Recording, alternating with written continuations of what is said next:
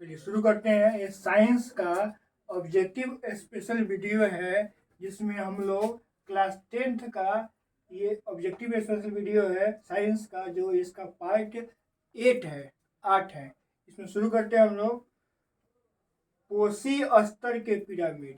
पोसी स्तर के पिरामिड को समझते हैं। क्या होता है पोसी स्तर के पिरामिड? तो हम लोग क्या देखेंगे कि जैसे ये पिरामिड ऐसे बनता है। पिरामिड का शेप कैसे होता है? तो ऐसे होता है। तो जो सबसे ज़्यादा जिसकी संख्या होती है वह है उत्पादक वर्ग का। किसका है? उत्पादक वर्ग का। जैसे हरे घास, पेड़ पौधे, ये सब क्या है? उत्पादक वर्ग है। इनकी संख्या ज़्यादा है, मतलब इसका आधार ज़्यादा है। तो यह हुआ उत्पादक वर्ग। क्या नोट करेंगे आप कॉपी में? यह है उत्पादक वर्ग। इसे प्रथम पोषी स्तर कहते हैं। इसे प्रथम पोषी स्तर कहते हैं। यहाँ पे लिख दिए। और दूसरे पोषी स्तर में कौन आते हैं? तो शाकाहारी जंतु, जो इनको खाते हैं, जो इनको खाते हैं हरे पेड़ पौधे को। तो ये हुआ शाकाहारी जंतु। जो कौन से हुए?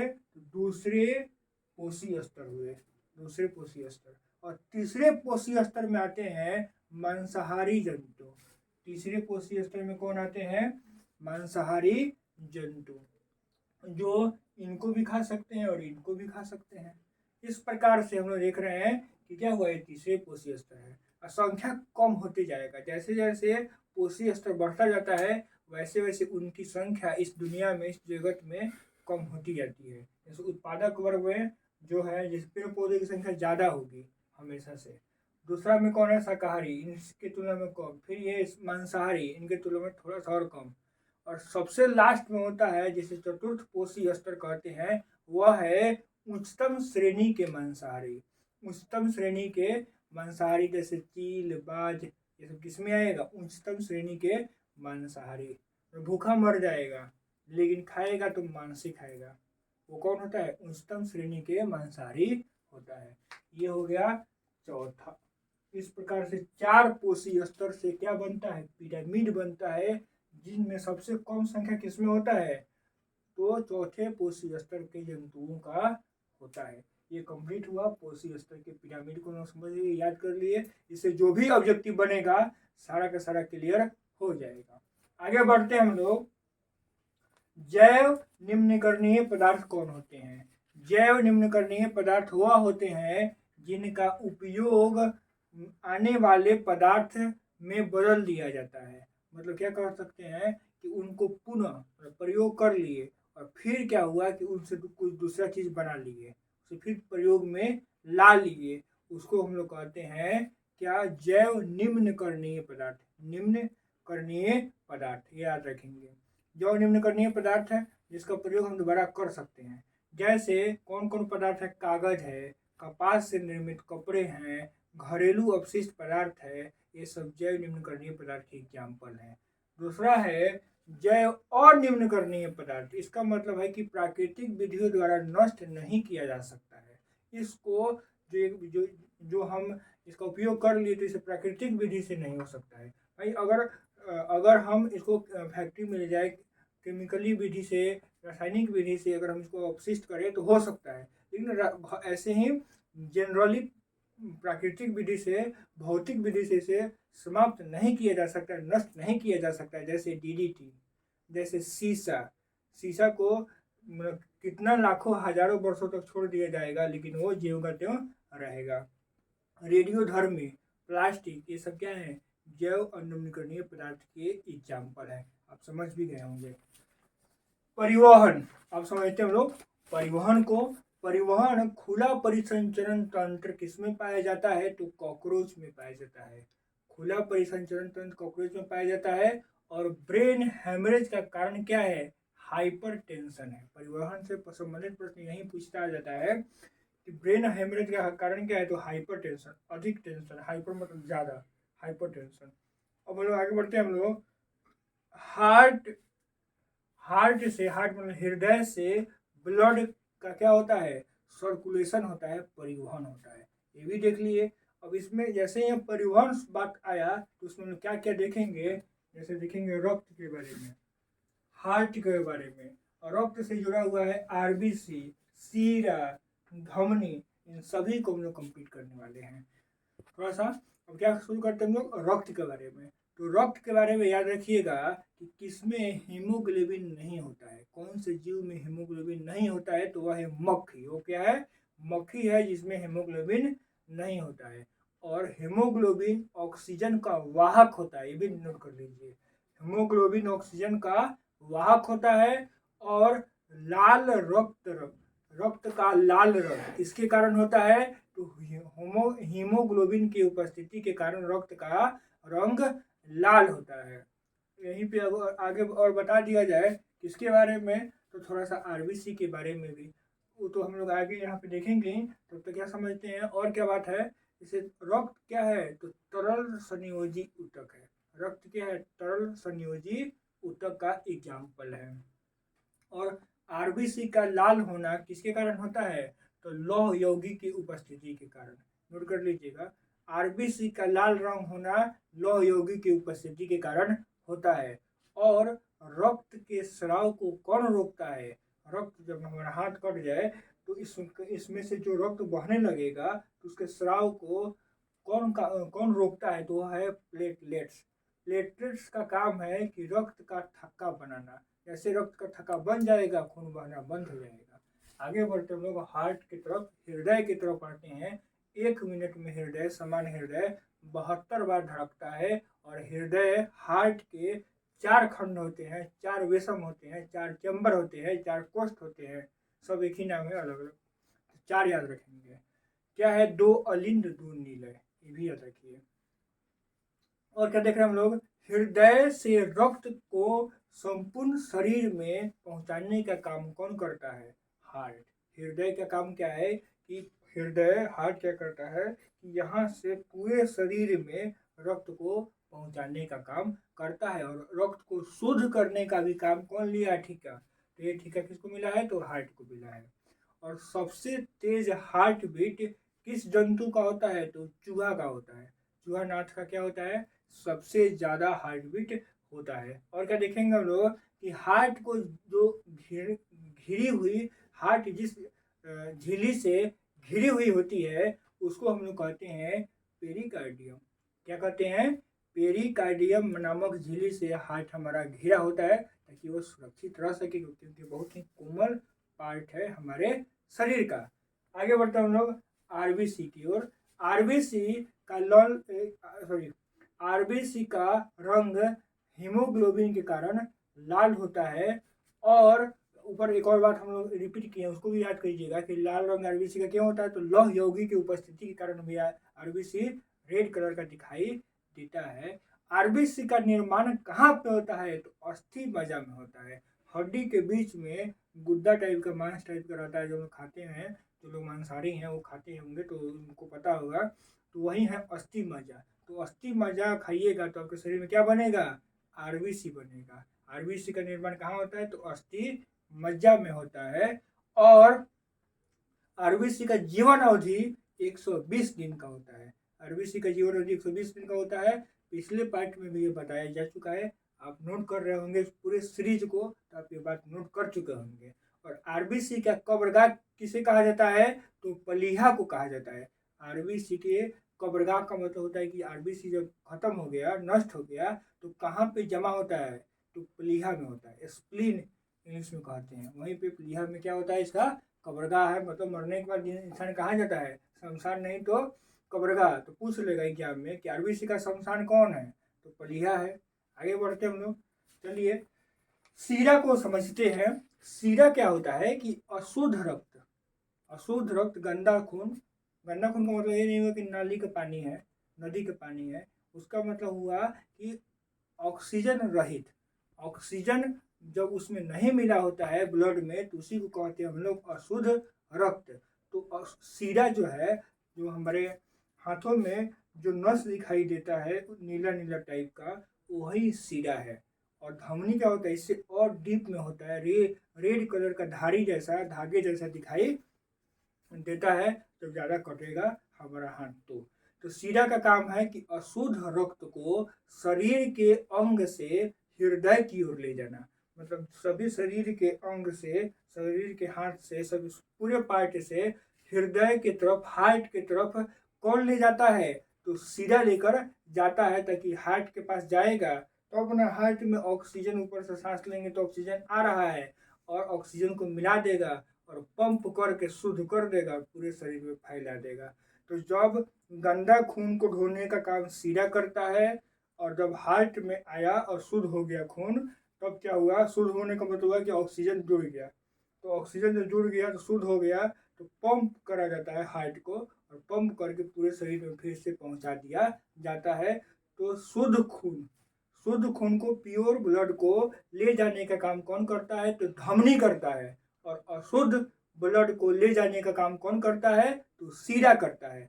यहाँ पे एक और कंफ्यूजन वाला पॉइंट है कि फुसफुस सीरा का काम क्या है? यही पे होता है, हार्ट में होता है। फुसफुस सीरा, सीरा कहने का मतलब गलत नहीं, गंदा खून नहीं, अशुद्ध रक्त, अशुद्ध रक्त, इम्प्योर ब्लड। तो अशुद्ध रक्त का ढोने का काम है सीरा को, लेकिन फुसफुस सीरा उल्टा है। फुसफुस सीरा शुद्ध रक्त को ढोता है। याद रखिएगा, फुसफुस करने का मतलब है कि धोखा देगा ही, फुसफुसा जाएगा। मतलब शुद्ध रक्त को कौन काम कर रहा है? तो धमनी ले जा रहा है शुद्ध रक्त को, धमनी। लेकिन फुसफुस धमनी क्या करेगा? अशुद्ध रक्त। बात समझ गए होंगे आप। और फुसफुस सीरा का काम क्या है? सीरा का काम ऐसे है अशुद्ध रक्त, लेकिन फुसफुस सीरा का काम है शुद्ध रक्त। याद रखिएगा, बहुत ही कंफ्यूजिंग पॉइंट है। क्लियर हो गया होगा? आगे बढ़ते हैं हम लोग। धमनी हो खत्म, सीरा भी खत्म। अब आते हैं हम लोग थायरॉक्सिन हार्मोन की तरफ। थायरॉक्सिन हार्मोन कहाँ से प्रभावित होता है? तो थायराइड ग्रंथि से प्रभावित होता है। थायरॉक्सिन हार्मोन से क्या प्रभावित होता है? तो थायराइड प्रभावित होता है। इसको याद कर लीजिए, नोट कर लीजिएगा। पीयूष ग्रंथि, जिसे मास्टर ग्रंथि भी कहते हैं, इसे पिट्यूटरी ग्रंथि भी कहते हैं और प्रधान नियंत्रक ग्रंथि भी इसे कहा जाता है। आप ये याद रखेंगे कि मास्टर ग्रंथि के नाम से किसे जानते हैं? तो पीयूष ग्रंथि को जानते हैं। पिट्यूटरी ग्रंथि भी इसका एक नाम है। आगे बढ़ते हम लोग, यहाँ पे देखेंगे पीयूष ग्रंथि खत्म। अब आते हम लोग एड्रीनल हार्मोन्स के बारे में समझते हैं। एड्रीनल हार्मोन्स क्या होता है कि यह अधिवृक्क ग्रंथि से निकलता है। अधिवृक्क मतलब किडनी के ऊपर जो एक ग्लैंड है, वही ग्रंथि से यह हार्मोन निकलता है, जिसका नाम है एड्रीनल हार्मोन। क्या नाम है? Adrenal hormone. कहाँ से निकलता है? तो अधिवृक्क ग्रंथि से निकलता है। और इसका काम क्या है? जैसे मान लीजिए कि मतलब बहुत ज़्यादा गर्मी चढ़ गया, बहुत ज़्यादा गुस्सा आ गया, किसके कारण हो जाता है? एकदम कहा जाता है एकदम बिखिया गया है, तो वह वो कौन सा है हार्मोन? किसके स्राव से होता है? तो एड्रीनल हार्मोन के स्राव से होता है। इसको लड़ो, उड़ो, फोड़ो, तोड़ो हार्मोन कहते हैं। लड़ो, उड़ो, फोड़ो, तोड़ो हार्मोन कहते हैं किसको? Adrenal hormone. एड्रीनल हार्मोन जैसे रिलीज हो गया, समझ जाइएगा कि खतरा का घंटी बज गया है। आगे बढ़िए। बर्थ हार्मोन किसे कहते हैं? तो ऑक्सीटोसिन को कहते हैं। बर्थ हार्मोन किसे कहते हैं? ऑक्सीटोसिन को कहते हैं। आगे बढ़ते हैं पुरुष हार्मोन की तरफ। पुरुष हार्मोन कौन कौन है? दो है, इसको याद रखेंगे। एक है टेस्टोस्टेरोन, नोट कर लीजिए, और एक दूसरा है एंड्रोजन। क्या है? एंड्रोजन। दोनों नोट कर लेंगे। ये पुरुष हार्मोन है, ये पुरुषों में ही बस पाया जाता है। और मदा हार्मोन कौन कौन है? इसको भी आप लोग नोट कर लेंगे, याद कर लेंगे। एक तो है एस्ट्रोजेन महिलाओं में, और प्रोजेस्टेरोन नोट कर लेंगे। एस्ट्रोजेन, प्रोजेस्टेरोन और रिलैक्सिन हार्मोन, ये तीनों हार्मोन मदा में पाए जाते हैं। और अंडाशय में ये कहाँ पे होंगे? तो अंडाशय में होंगे, और इन्हें सबको क्या कहते हैं? मदा हार्मोन कहते हैं। ये इतना याद रखिएगा। और बढ़ते हैं शरीर का संतुलन सेरिबेलम में होता है। मस्तिष्क का, हमारे मस्तिष्क 3 भागों में बटा होता है, जिसका एक टाइप है अनुमस्तिष्क, या इसी को हम लोग परम मस्तिष्क भी कहते हैं। इसी का एक अंग है, भाग है सेरिबेलम। तो शरीर का संतुलन, जहाँ पे क्वेश्चन दिख जाए ऑब्जेक्टिव, तो क्या लगा देंगे? आप टिक कर देंगे। सेरिबेलम को, सेरिबेलम को, या सेरिबेलम नहीं रहेगा ऑप्शन में तो अनुमस्तिष्क को टिक कर दीजिए, अनुमस्तिष्क नहीं रहेगा तो परम मस्तिष्क को टिक कर दीजिए, काम खत्म, से शरीर का संतुलन बन जाएगा। सेरिब्रम, ये सेरिबेलम और सेरिब्रम में अंतर है, सेरिबेलम और सेरिब्रम में अंतर है। सोचना क्या है कि भाई सेरिब्रम क्या होता है, तो सोचने का कार्य कराता है, सोचने का कार्य किसको जिम्मा दिया गया है, तो सेरिब्रम को दिया गया है। और प्रश्न बनता है कि चतुराई का केंद्र किसे मानते हैं, चतुराई का बुद्धि का केंद्र किसे मानते हैं, तो सेरिब्रम को मानते हैं। और ये कहाँ होता है, तो अग्र मस्तिष्क में होता है, अग्र मस्तिष्क, अनुमस्तिष्क, पश्चिम मस्तिष्क, इस तरीके से 3 भागों में बांटा होता है। अभी देखे थे हम लोग कि सेरिबेलम किसका भाग है, तो अनुमस्तिष्क का भाग था, जबकि सेरिब्रम किसका भाग है, तो अग्र मस्तिष्क का भाग है, ये वाला। कंप्लीट। आगे बढ़ते हम लोग। फल पकाने में, फल पकाने में कौन से हार्मोन का प्रयोग किया जाता है, तो एथिलीन। फल पकाने में कौन से हार्मोन का प्रयोग किया जाता है, तो एथिलीन हार्मोन का प्रयोग किया जाता है, जो एक पादप हार्मोन है। और कुछ पादप हार्मोन को यहीं पर क्लियर कर लेते हैं। जैसे फल पकाने वाला तो आप याद कर ही लिए कि एथिलीन, एथिलीन याद रख लेंगे। आगे बढ़ते हैं साइटोकाइनिन, साइटोकाइनिन, साइटोकाइनिन एक पादप हार्मोन है जिसका काम है कि पौधों की लंबाई में वृद्धि करना। साइटोकाइनिन जिस पौधों में नहीं होगा वो पौधा नहीं बढ़ेगा, बौना पौधा हो जाएगा, छोटा। फूल, फूल क्या है, तो फूल नर प्रजनन अंग पुंकेसर होता है, फूल का नर प्रजनन अंग का नाम क्या है, तो पुंकेसर है। फूल से संबंधित हम लोग देख रहे हैं प्रजनन में से कि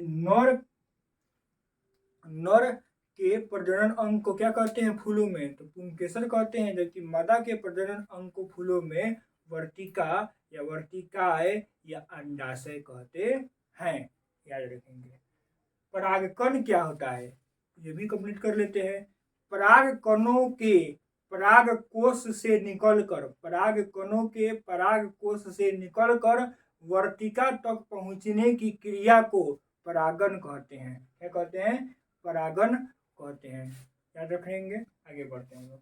निषेचन क्या होता है भाई, तो निषेचन में क्या होगा कि नर युग्मक एवं मादा युग्मक के संलग्न की प्रक्रिया के फलस्वरूप क्या होता है, निषेचन होता है। क्या होता है, निषेचन होता है। मतलब नर का स्पर्म मादा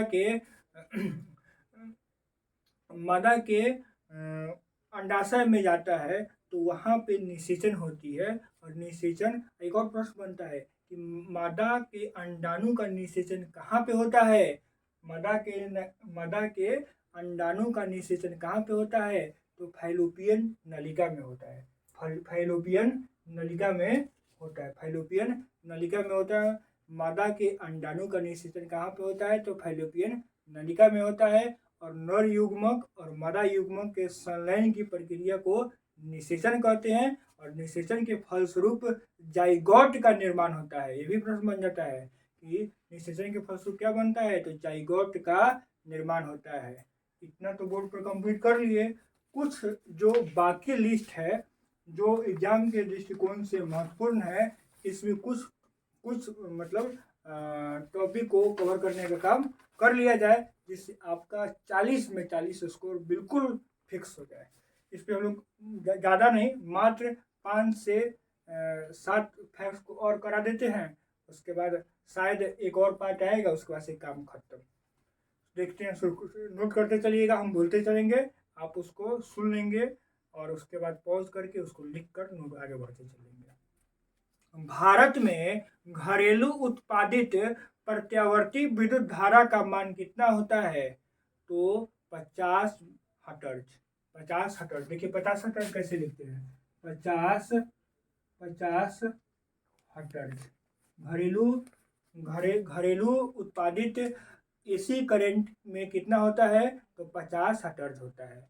विद्युत हीटर गर्मी में तापने वाला, विद्युत हीटर के तार की कुंडली किसका बना होता है, तो नाइक्रोम का बना होता है। किसका बना होता है, नाइक्रोम का बना होता है। जबकि बल्ब के फिलामेंट किसका बना होता है, टंगस्टन का बना होता है। दोनों बात नोट कर लीजिए।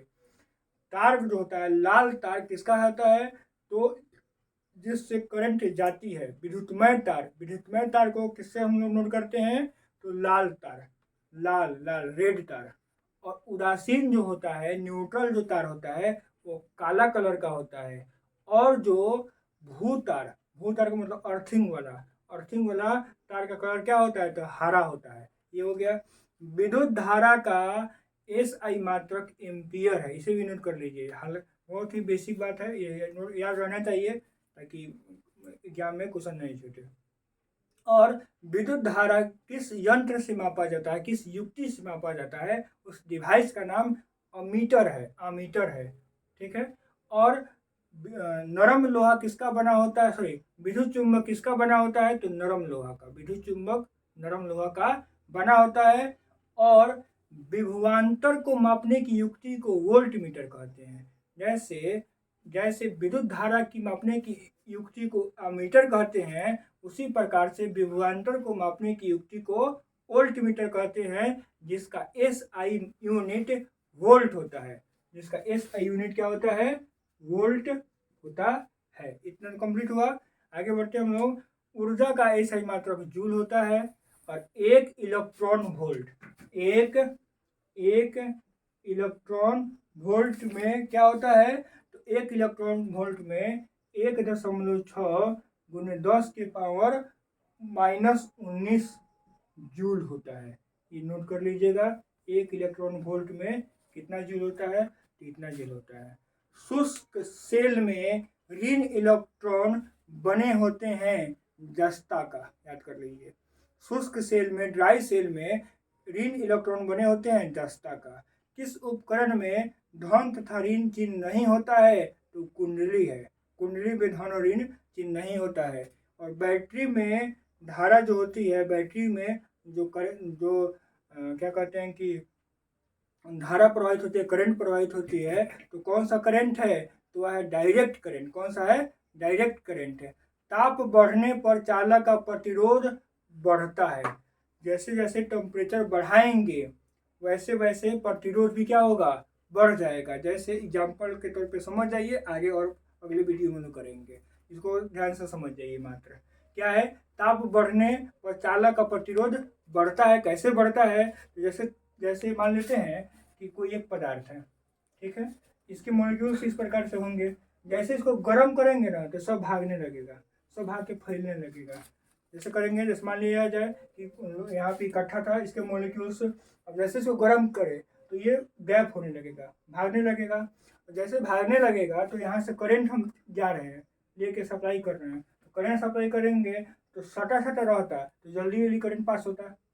और जब भाग गया, गैप हो गया, दूरी बढ़ गया, तो क्या हो गया, प्रतिरोध क्या हो गया, बढ़ जाता है। प्रतिरोध का मतलब क्या हुआ कि आसानी से करंट पार नहीं कर रहा है, आसानी से करंट पार नहीं कर रहा है, इसके कारण ये होता है। इस प्रकार से ये साइंस का ऑब्जेक्टिव स्पेशल का पार्ट 8 कंप्लीट हुआ।